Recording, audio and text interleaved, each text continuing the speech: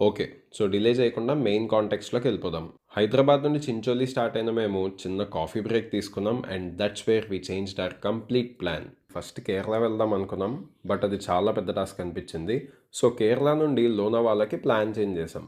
అలా మా journey with no proper luggage, no proper sleep and no proper plan ర్యాండమ్‌గా execute చేసి on the వేలో ఒక దోస తిని 3, 4 ఫైన్‌లు పే చేసుకొని మొత్తానికి నెక్స్ట్ డే ఈవినింగ్‌కి పూణేలో మా ఫ్రెండ్ ఫ్లాట్‌కి రీచ్ అయ్యాం.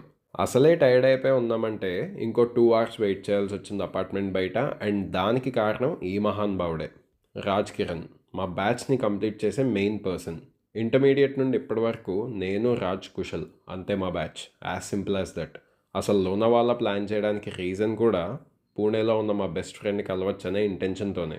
మొత్తానికి ఎలా అయితేనే చాలా గ్యాప్ తర్వాత we 3 of us met. And first డేనే గ్యాప్ లేకుండా ఫుల్గా తిరిగి చిన్న పార్టీతో అలా వైబ్ సెట్ చేసుకున్నాం.